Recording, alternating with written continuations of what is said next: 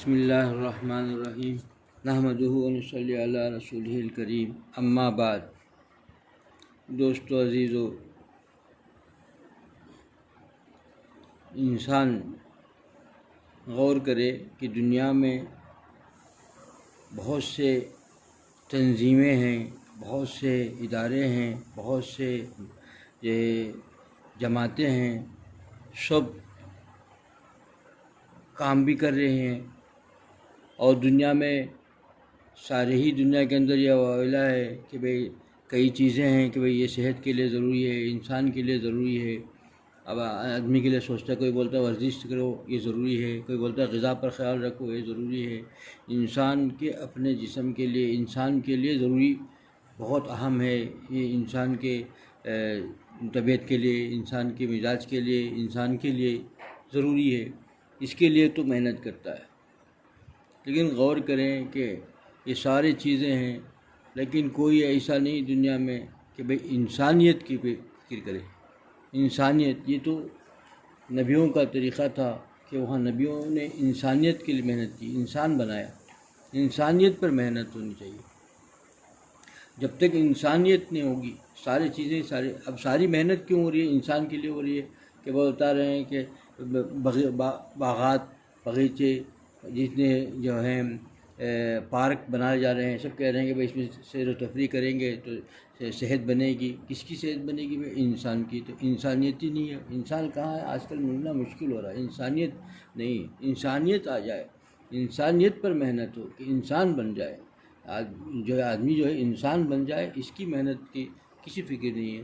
آپ اسکولیں ہیں، ادارے، کتنے اسکولیں محنت کر رہی ہیں، کام کر رہے ہیں، اور آج تو مدارس مکاتب بھی ہیں، لیکن بہت کم مدارس مکاتب میں بھی یہ چیزیں ہیں کہ بھئی انسانیت بنا دیں، انسان بن جائے۔ ہمارے ہاں جو پڑھ کر فارغ ہونے والا انسان بن کے نکلے۔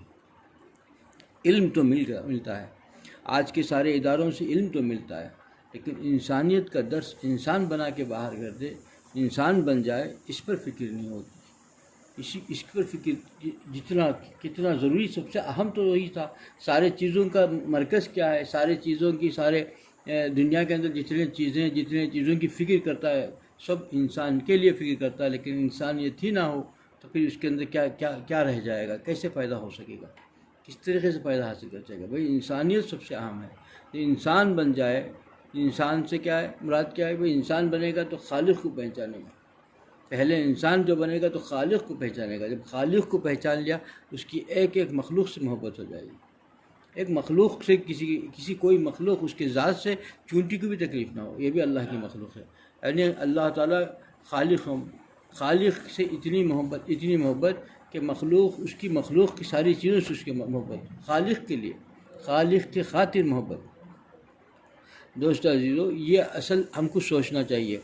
یہ اسی کے لیے اللہ پاک نے یہ رمضان کا مہینہ عطا کیا کہ انسان بن جائے، اللہ کا بن جائے۔ انسانیت، جتنی چیزیں حلال تھی اور اس کو اللہ نے، جس کو کھانے انسان کے لیے ضروری ہے، غذا کھائے، اچھا کھائے تاکہ طاقت رہے۔ سب کہتے ہیں انسان اچھا خوب کھائے طاقت رہے، لیکن جو حلال چیزیں تھیں اس کو اس وقت میں اللہ تعالیٰ نے کون سے وقت منع کیا؟ وہ منع روزے دار کو منع ہے، تو منع اس کو اللہ کے خاطر چھوڑ دیتا ہے، اللہ کے خاطر چھوڑ دیتا ہے۔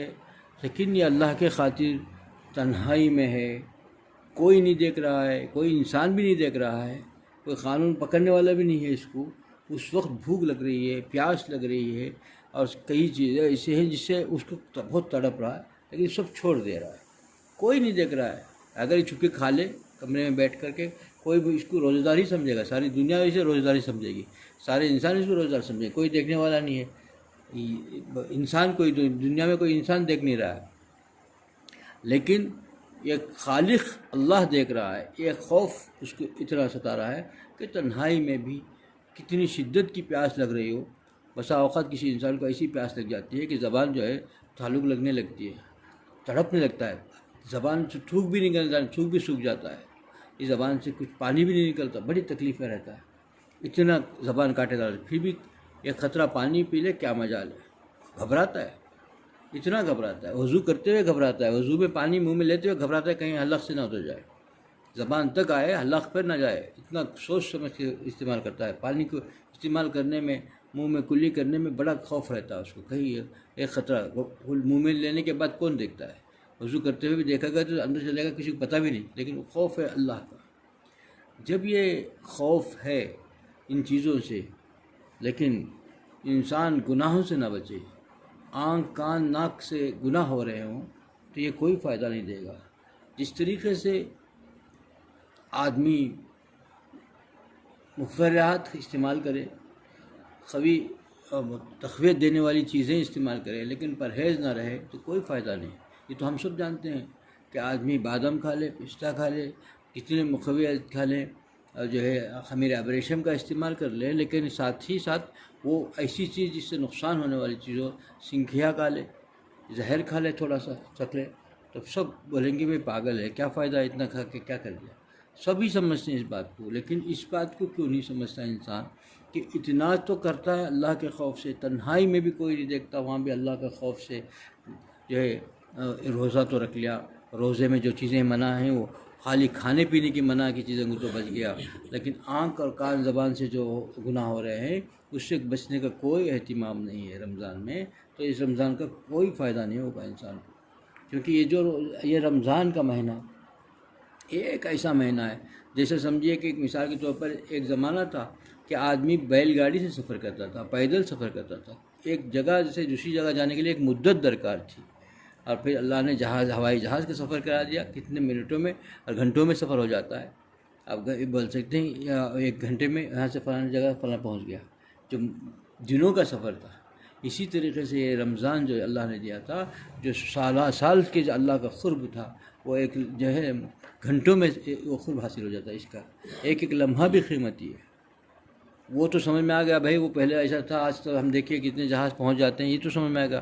اسی طرح اللہ تعالیٰ کا قرب، اللہ تعالیٰ کا یہ جو مہینہ اللہ نے عطا کیا، اپنے کرم سے عطا کیا ہے، اس کرم کے ایسے مہینے میں اللہ تعالیٰ کے خوف کے ساتھ زندگی گزار لے، اپنے اعضاء جوارح کو گناہوں سے بچا لے، آنکھ کان زبان سے گناہ نہ ہو، جو ہے یہ جتنی ہم لوگوں نے طاعت کی فکر کر رکھی ہے، اس میں دیکھیے کہ سحر کو اٹھتا ہے، تہجد ناغہ نہیں ہو جاتا، بہت سارے ہی لوگ جو نمازیں بھی مشکل سے پڑھنے میں ہوتے تھے ان کی بھی تہجد ہو جاتی ہے، ذکر اذکار ہو جاتے ہیں، سال میں جو قرآن نہیں اٹھاتا وہ قرآن بھی پڑھ لیتا ہے، تسبیحات تو چلتے رہتے ہیں، چلتے پھرتے ہاتھ میں تسبیح، جن کے ہاتھ میں تسبیح کبھی ہوتی نہیں، نماز کے بعد بھی نماز تسبیح نہیں پڑھ دیتے، ان کے ہاتھوں میں تسبیح آ جاتی ہے۔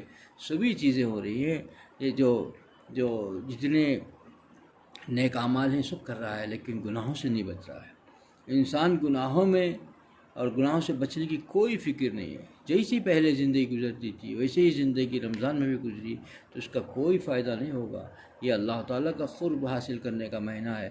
حضرت والا ہرزوئی اور عمر خضو فرمایا کرتے تھے کہ یہ دیکھیے 30 ہے نا، یہ سمجھو کہ اللہ کے قرب کے 30 گولیاں ہیں، اس 30 گولیوں کو صحیح طور پر استعمال کر لیا تو جس طریقے سے ڈاکٹر نے کہہ دیا کہ اینٹی بائیوٹک کے 7 دن استعمال کر لو تم صحت مند ہو جاؤ گے، اور اتنا کھا لو، تو آدمی بڑے اہتمام سے کر لیتا ہے، فائدہ بھی ہو جائے پھر بھی صحت مند ہو جائے تو بھی 7 دن کا کورس پورا کر لیتا ہے بڑے اہتمام کے ساتھ، پورے پرہیز کے ساتھ، تاکہ اس سے جو ہے اس مرض سے ازالہ ہو جائے۔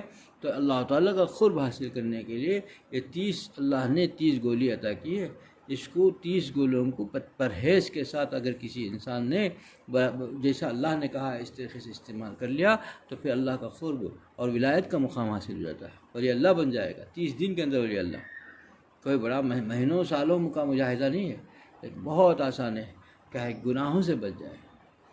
سوچنے کی بات ہے، جو حلال چیزیں جس کو کھانے میں، جس کے استعمال میں اللہ نے کوئی وہ نہیں، اللہ تعالیٰ پورا اجازت دے رکھا ہے، حلال چیزیں خود یہاں منع ہو جاتی ہیں، تو جو حرام ہیں، جو گناہ ہے وہ کیسے حلال ہو جائے گا رمضان میں؟ انسان اتنا بھی نہیں سوچتا۔ جتنی فکر طاعت کی طرف ہے اتنی فکر گناہوں سے بچنے کی طرف ہے ہی نہیں کسی کی، بڑی غفلت کی زندگی گزارتے۔ کتنا افسوس کا مقام ہے کہ اتنا ایسا کریم آقا کرم کے ساتھ ہم کو یہ موقع عنایت کیا ہے، اور ایسے قیمتی لمحات عنایت کیے ہیں، پورے قیمتی لمحات غفلت میں انسان گزار رہا ہے۔ اور نالائقی میں گزار رہا ہے، جیسا پہلے تھا اس سے ہی ایسے ہی گناہ سرزد ہو رہے ہیں، کوئی فرق نہیں ہے، جھوٹ بھی چل رہا ہے اور دھوکے بازی بھی چل رہی ہے گناہ کا، اور پھر ایسے ہی سودی لین دین بھی ہو رہا ہے، کوئی خوف نہیں، آنکھوں کا گناہ، زبان کا گناہ، کان کا گناہ سبھی چل رہے ہیں، اور بے دریغ استعمال کرتا ہے، ایک لمحے کے لیے خوف نہیں ہوتا کہ بھئی یہ رمضان کا مہینہ ہے۔ حکم تو یہ ہے کہ اس مہینے کے اندر کوئی لڑنے جھگڑنے کے لیے بھی آ جائے تو آپ اپنی آواز کو بھی بلند مت کرو، کہ تاکہ یہ احساس ہو جائے کہ میں رمضان میں ہوں، رمضان کے حال میں ہوں، روزے کے حال میں ہوں۔ اس کا حکم تو یہ ہے، اور انسان کرتا کیا ہے؟ یہ صبر کا مہینہ ہے۔ حضور صلی اللہ علیہ وسلم نے فرمایا یہ صبر کا مہینہ ہے۔ صبر سے مراد کیا ہے؟ کہ اللہ تعالیٰ نے جس چیز کے لیے فرمایا، حکم فرمایا، اور اس پر عمل کرے، اور جس چیز سے روکا ہے اس سے رک جائے، یہی صبر ہے۔ تو یہ صبر کا مہینہ ہے، اس کے اندر اگر انسان نے کر لیا اور پھر اسی پر عمل کر لیا شریعت پر، تو کامیاب ہو جائے گا، کہاں سے کہاں پہنچ جائے گا۔ لیکن افسوس اس بات کی ہے کہ اچھے اچھوں کو دیکھا گیا کہ بھئی یہ آنکھ کان زبان کے گناہ میں مبتلا ہے، رمضان کا بھی خیال نہیں ہے، ان قیمتی لمحات کو احساس بھی نہیں ہے کہ یہ قیمتی لمحات ہیں، بے طریق استعمال کرتا ہے۔ جیسا اس نے غیر رمضان میں زندگی گزاری اسی حال میں زندگی گزاری۔ ہاں اتنا ہے کہ کچھ طاعت زیادہ ہو گئی، عبادتیں زیادہ ہو گئی، ذکر و اذکار زیادہ ہو گیا، تلاوت زیادہ ہو گئی، یعنی اللہ تعالیٰ کو جو ہے اللہ تعالیٰ کی خوشنودی کے طور پر تو کوشش کر رہا ہے، لیکن اللہ کو ناراض کرنے سے نہیں بچ رہا ہے۔ پھر کیا فائدہ ہوگا؟ کیسے اللہ کی خوشنودی حاصل ہوگی؟ اللہ کیسے خوش ہوں گے؟ جو چیزیں غیر رمضان میں مناتے وہ رمضان میں کر رہا ہے۔ اور سب سے بڑی پیاری بات یہ ہے کہ ہمیشہ اللہ تعالیٰ کے انسان جو ہے ہمیشہ سبھی سے کہتا ہے کہ بھائی شیطان نے بہکا دیا، شیطان کا دھوکا ہو گیا، شیطان نے ہمارا ایسا کر دیا۔ اب بتا دیا اللہ نے کہ بھئی اب تو شیطان کو میں نے بند کر دیا، اب جو کچھ بھی گناہ ہو رہے ہیں یہ تمہارا اپنا نفس سے ہو رہے ہیں۔ تو پتہ یہ چلا ہے کہ انسان کے اپنے اندر ہے چھپا ہوا ہے دشمن۔ یہ شیطان پر ہم چونکہ تکیہ کر رہے تھے، دھوکا ہو گیا ہم کو، ہم تو ہر چیز کو شیطان ہی پر سمجھ رہے تھے، پتہ چلا کہ اس سے بڑا دشمن تو یہاں بیٹھا ہوا ہے۔ شیطان کہاں ہے؟ اب شیطان تو ہے نہیں، لیکن سارے گناہ ہو رہے ہیں، آنکھ ناک کان کے سارے گناہوں پہ مبتلا ہے، بے دریغ گناہ کر رہا ہے، کسی چیز میں فرق نہیں پڑ رہا ہے، جھوٹ بھی چل رہا ہے اور غیبت بھی چل رہی ہے، ساری چیزیں چل رہی ہیں۔ تو یہ چیزیں شیطان پر جو کہہ رہا تھا انسان، تو کہاں گیا انسان؟ سوچ کے دیکھے کہ آج جو شیطان کی بات پر جو دھوکا کھا کر کے آدمی سمجھ رہا تھا کہ بھائی شیطان نے دھوکا دے دیا، دھوکا کر دیا، شیطان کے بہکاوے میں آ گئے، دھوکا ہے انسان۔ اللہ نے بتانے کے لیے رمضان دے دیا اور بتا دیا کہ میں نے شیطان کو تو بند کر دیا، اب تمہارے سے جو کچھ کام ہو رہے ہیں وہ تمہارے اپنے ہیں، جس سے تم بچ سکتے تھے تم بچ نہیں رہے ہو۔ نفس کے اوپر تو قابو پا سکتا تھا انسان، نفس کو کھلم کھلا چھوڑ دیا تو اس پر جو ہے مغلوب ہو گیا۔ نفس کو جو دبانا چاہیے تھا، نفس اس کو دبا چکا، تو یہ دھوکا ہو گیا۔ بتانا چاہتا ہے اللہ تعالیٰ کہ یہی چیز ہے جو سال بھر تمہارے لیے دشمن بنا ہوا ہے، جو جس کو جو بن رہے وہ تو ضمن میں وہ الگ چیز ہے، یہی اصل ہے، اس کو بھی کھینچ لاتا ہے، شیطان کو بھی کھینچ لاتا ہے۔ دوست عزیزو، انسان اپنا جائزہ لے، یہ قیمتی لمحات ہیں، اس قیمتی لمحات کے اندر تو تعلیمیں دی گئی ہے کہ اللہ تعالیٰ کی بڑائی بیان کرے، لا الہ الا اللہ کی کثرت ہو، استغفار کی کثرت ہو، اور اللہ تعالیٰ دو چیزیں ایسی ہیں کہ جس سے کوئی بچ نہیں سکتا، اس کی ضروری ہے کہ یہی اس کی سب کچھ حاصل ہے کہ اللہ تعالیٰ سے جنت کا طلب کرے، گناہوں سے پناہ مانگے، یہی سی تربیت دی گئی تھی۔